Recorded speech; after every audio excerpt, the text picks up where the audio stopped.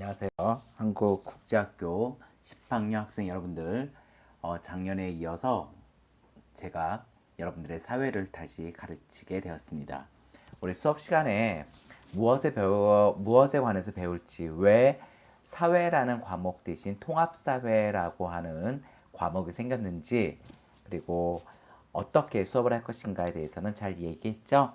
이미 우리 배웠던 단원이에요. 하지만 다시 한번 복습하는 마음으로 여러분들께서 시청하시고 노트 잘 정리하셨으면 좋겠습니다.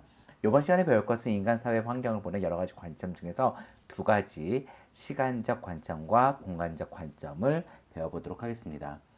자, 여러분들은 이것을 배움으로써 사회 현상을 보고 시간적, 공간적, 사회적, 윤리적 관점에서 특징을 파악할 수 있는 것이 학습 목표고요. 그러기 위해서는 1번처럼 여러 가지 관점의 의미, 다시 말해서 시간적 관점이 무슨 의미인지, 공간적 관점이 무슨 의미인지, 사회적 관점이 무슨 의미인지, 윤리적 관점이 무슨 의미인지를 여러분들이 아시는 것이 중요합니다. 이 두 가지의 학습 목표가 잘 도달되었는지 우리 수업 중에 확인해 보도록 합시다. 자, 수업 시간에 봤던 그림이죠? 자, 요 창문을 이렇게 올렸더니 파란 곳에 이렇게 건물이 잠겼네요. 무엇을 의미하는 걸까요? 맞아요. 해수면 상승을 의미하고 있겠죠. 자, 그거에 대한 진단이 달라요. 요 남자분은 시간적 관점에서, 이 사람은 공간적 관점에서, 이 사람은 윤리적 관점에서, 이 사람은 사회적 관점에서 설명하고 있죠. 같은 현상이지만 이렇게 다양한 관점에서 볼 수 있다는 것을 보여주는 포스터 그림이라고 할 수 있을 것 같아요. 그러면 왜 이렇게 다양한 관점에서 봐야 할까요? 자, 그 이유는 사회 현상이 너무 복잡하기 때문이에요. 우리 그런 거 있잖아요.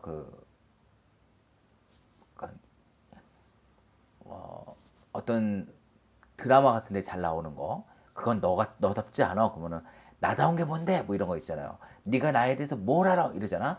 그러니까 사람 한 명을 이해하는 것도 굉장히 복잡하고 어려운 일인 것 같아요. 그런데 사회라고 하는 것은 그보다도 훨씬 더 복잡하고 다양하게 일어나기 때문에 다양한 관점에서 봐야지만 그 사회 현상이 좀 볼 수 있을 것이다. 이런 얘기 들으니까 뭐 생각나는 이야기가 없나요? 그죠? 장님 코끼리 만지기라고 하는 얘기가 있죠. 자, 그것처럼 장님이 어떤 부분만 보고, 다시 말해서 뭐 꼬리를 만지고 나서 밧줄이다, 코를 만지고 나서 호수처럼 생겼다, 이렇게 코끼리를 묘사했다고 하잖아요. 하나만 보게 되면은 전체를 볼 수가 없기 때문에 통합적으로 종합적으로 보는 노력이 필요합니다. 대표적인 것이 시간적 관점이에요. 시간적 관점이라고 하는 것은 시대적 배경과 맥락에 초점을 두고 사회 현상을 바라보는 것을 의미하지요.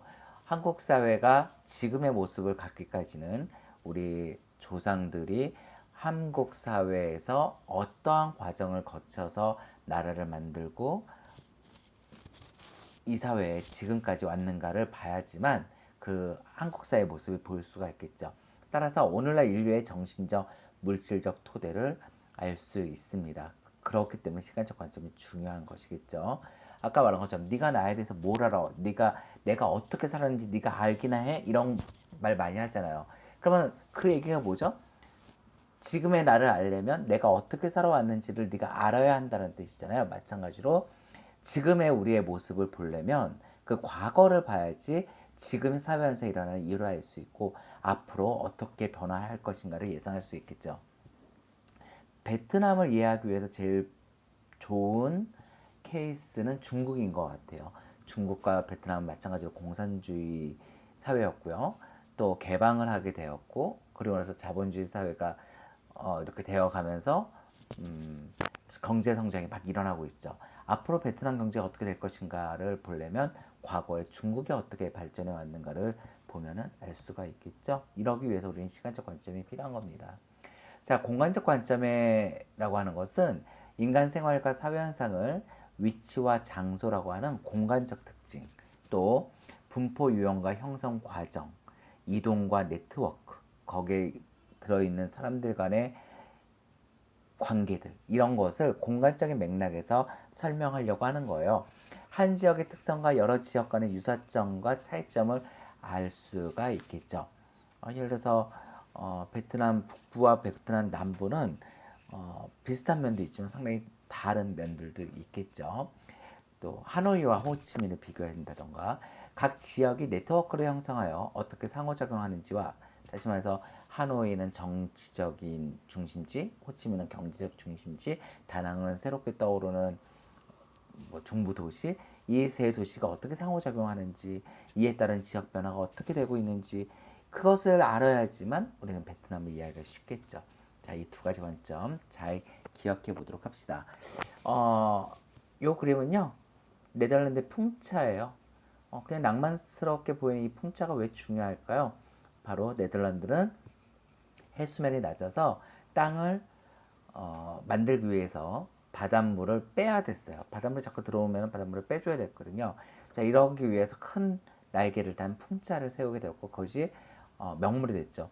이건 누굴까요? 이 멋진 사람은 바로 저죠. 뒤에 있는 것은 남악신이에요. 나무로 만든 신이죠. 요건 제가 어디 가서 찍은 사진이냐면 신혼여행 때였는데요. 일본의 후쿠오카 밑으로 가게 되면 큐슈 나가사키 쪽으로 가게 되면은 하우스텐 보스라고 하는 어떤 테마파크가 있어요. 그 하우스텐 보스는 네덜란드를 이렇게 만든 거거든요. 왜냐하면 이제 일본이 처음으로 서양에 소개됐고 접하게 된 게 네덜란드였거든요. 거기에 있는 어떤 신발인데요. 나무로 만들어진 신발이었어요. 왜 네덜란드에는 이런 나무로 만든 신발을 신었을까요? 맞아요. 물이 자꾸 들어오니까 물이 안 들어올 수 있는 신발을 만들어 신었겠죠. 그럼 베트남은요? 베트남은 왜 쪼리를 신을까요? 쪼리 뭔지 아시죠? 엄지발가락에 이렇게 걸려있는 샌들이요. 맞아요. 더우니까. 또 비도 많이 오니까 금방 물이 빠질 수 있도록. 그러면 왜 네덜란드에서는 쪼리를 안 신었을까요? 발 시려우니까. 그죠? 네덜란드와 기후가 다르니까. 이렇게 신발이라는 걸 봤을 때, 신발이라는 걸 봤을 때, 기후에 따라서 다르다는 것을 알 수가 있겠죠. 오늘은 여기까지 하겠습니다. 여러분들 수고 많이 하셨어요.